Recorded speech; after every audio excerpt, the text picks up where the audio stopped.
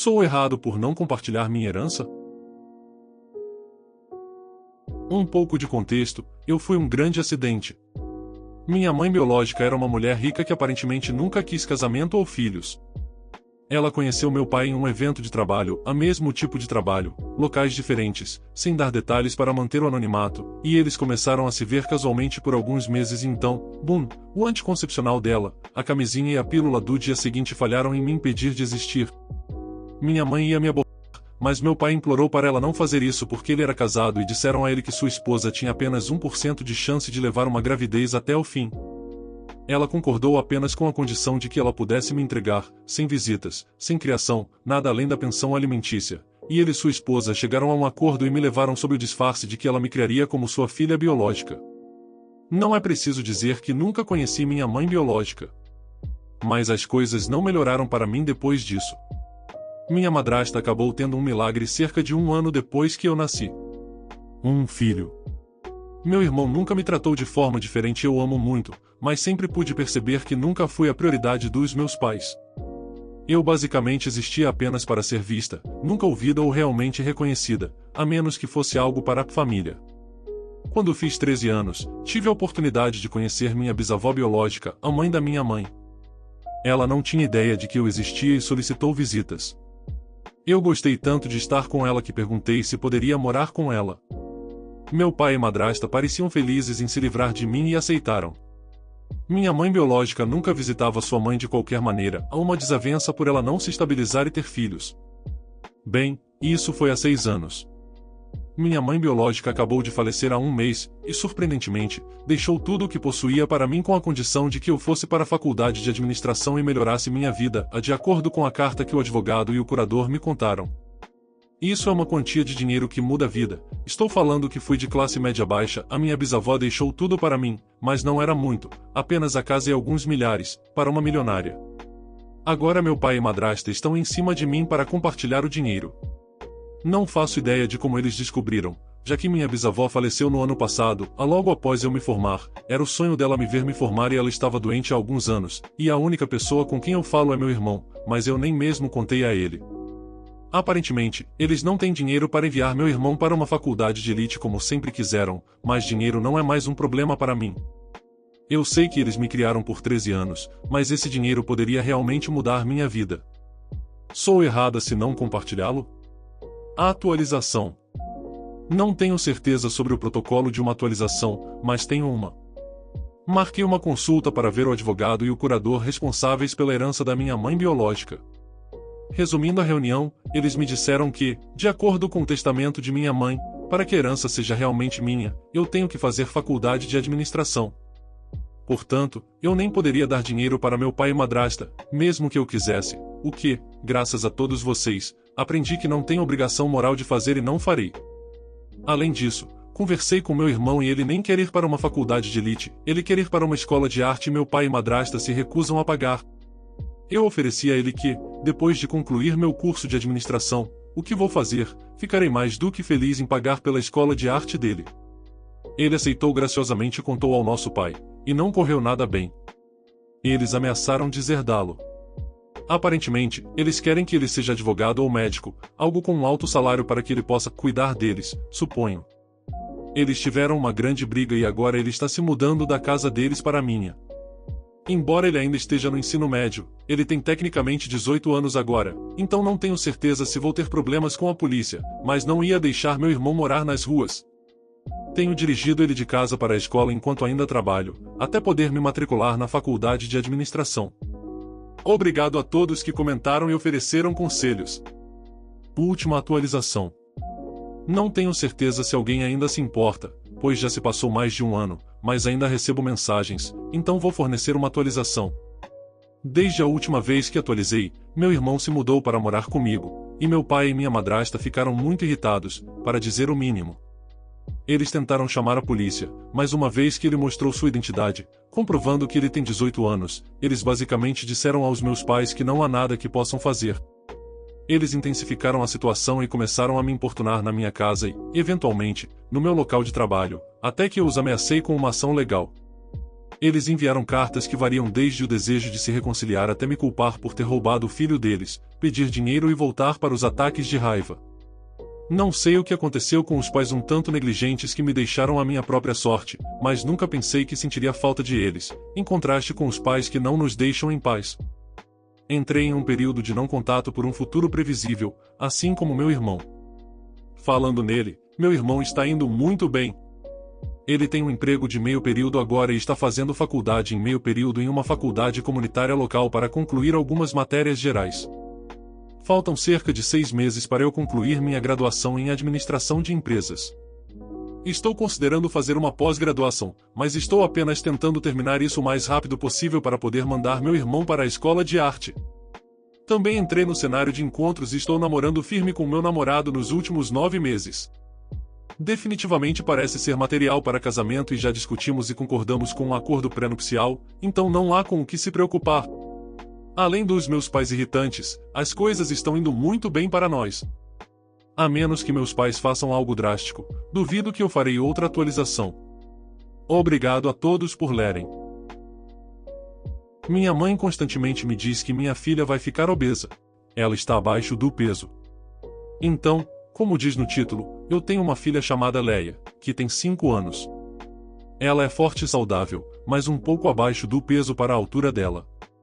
Ela tem sido assim desde que era uma criança pequena. Ela parece puxar ao pai dela, que também é muito alto e magro. Leia come bastante comida saudável e faz muitas atividades, e nós a levamos ao pediatra regularmente. Ele nos disse que o peso dela não é um problema, contanto que ela continue comendo bem. O problema é minha mãe, que está convencida de que minha filha vai ficar obesa. Embora eu sirva comida saudável na maior parte do tempo, ocasionalmente deixo minha filha comer no McDonald's no almoço ou sorvete depois do jantar. Toda vez que eu faço isso quando minha mãe está por perto, ela faz comentários alarmantes sobre como Leia vai engordar. Se Leia menciona que comeu cachorro-quente no jantar, minha mãe diz algo sobre a epidemia de obesidade infantil. Se ela me vê dando um biscoito para Leia, ela balança a cabeça e comenta sobre como Leia parece estar engordando. Para dar crédito a ela, ela nunca diz essas coisas na frente de Leia, mas perto de mim, ela não para. O negócio é que eu estou acima do peso e tenho estado assim desde que era criança. Não obesa, mas definitivamente mais pesada do que deveria estar. Embora haja muitos motivos para isso e eu saiba que a responsabilidade pela minha saúde é unicamente minha, acho que as atitudes não saudáveis da minha mãe em relação à comida tiveram um grande papel nos meus problemas de peso. Ela me dizia que eu estava nojenta e precisava emagrecer, e depois me dava um cupcake se eu tivesse tido um dia ruim na escola. Comida era o inimigo, mas também minha principal fonte de consolo. Isso me levou a comer emocionalmente, um problema com o qual eu ainda luto até hoje. Eu passei por terapia e fiz mudanças importantes no meu estilo de vida para ser um bom modelo para minha filha, e estou perdendo meu peso em excesso. Eu converso regularmente com Leia sobre nutrição e exercícios, mas me recuso a atribuir os mesmos julgamentos de valor à comida e ao peso que minha mãe fazia. Eu já disse à minha mãe, repetidamente, que Leia está saudável e feliz, e não está correndo risco de ficar obesa, e que quero que ela pare de fazer comentários, mas ela parece não conseguir se controlar.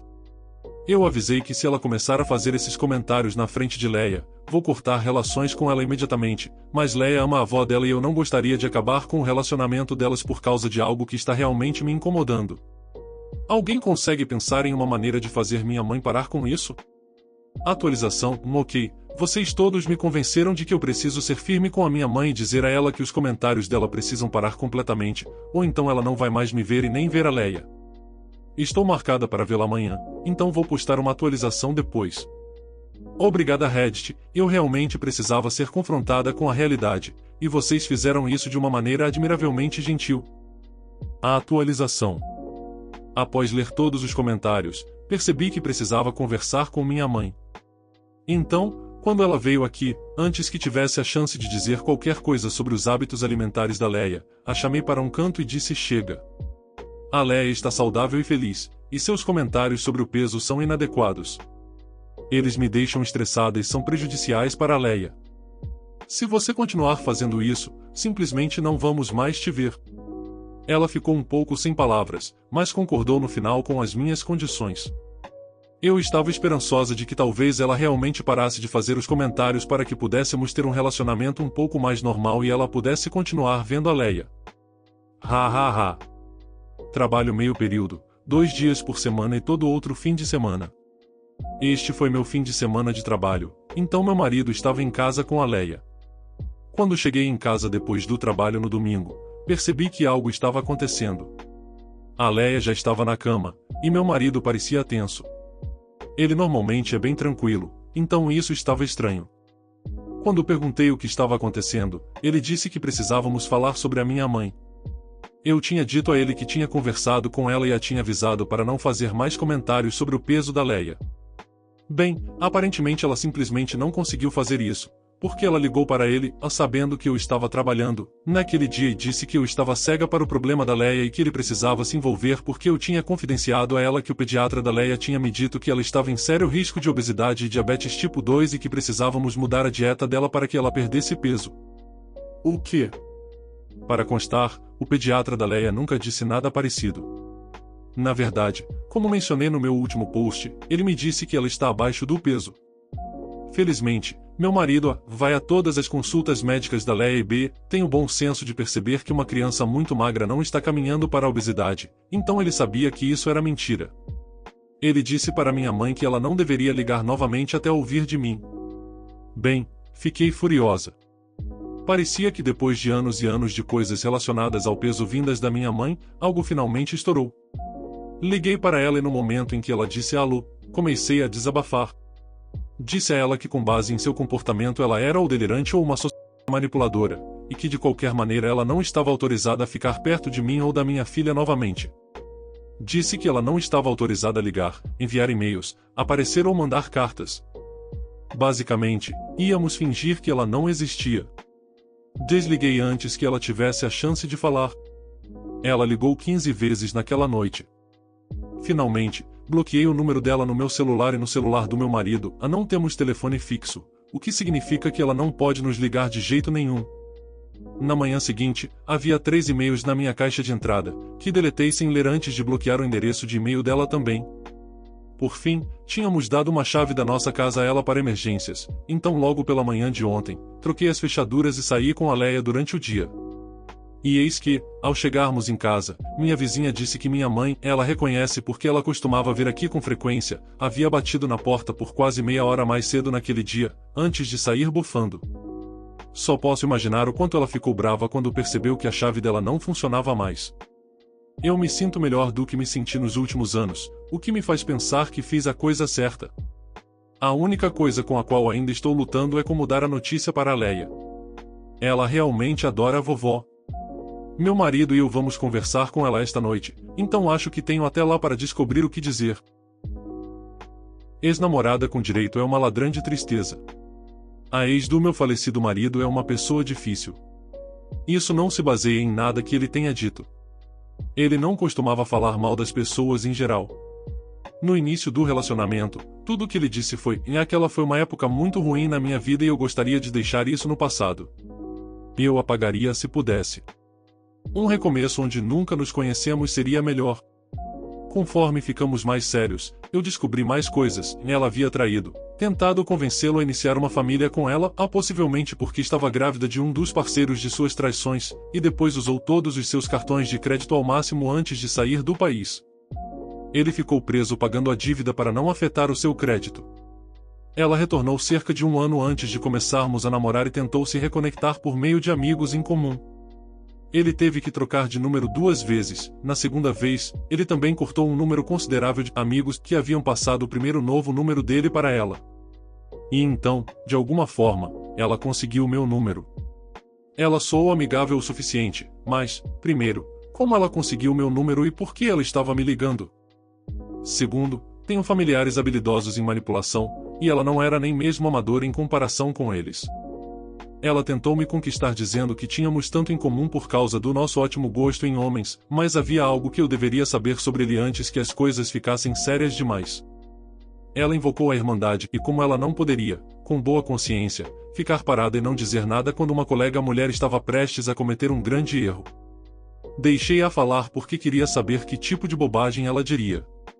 Depois que desliguei, o círculo social meu e do meu marido se fechou um pouco mais. O círculo social dela também diminuiu. Especificamente, ela cortou muitas pessoas por permitirem que ele ficasse noivo de mim. Como puderam traí-la e deixar que isso acontecesse, quando ela era a única e verdadeira alma gêmea dele? Eles deveriam estar juntos e teriam ficado, se eu não tivesse interferido. Ela nunca desistiu realmente, mas nós a ignoramos e a bloqueamos quando necessário. Avancemos. Depois que meu marido faleceu, um amigo ligou e perguntou nervosamente como eu estava me sentindo antes de chegar ao ponto de perguntar se eu tinha estado no Facebook naquele dia. A ex havia postado uma longa mensagem emotiva na página memorial dele sobre a perda dela. Como era devastador saber que ela nunca mais veria sua alma gêmea, o grande amor de sua vida. Ela incluiu fotos do noivado e do casamento deles. Ela divagou sobre a devastação emocional profunda dela e como ninguém poderia entender a grande perda dela. Eu deletei a postagem e a bloqueei do grupo. E mais uma vez meu círculo social diminuiu de tamanho, enquanto eu afastava as pessoas que curtiram o post dela ou ofereceram apoio nos comentários. Dê sua opinião sobre os relatos nos comentários. O que você faria de diferente nessas situações? O vídeo foi feito com MT Carinho, então de um like e se inscreva aí. Obrigado.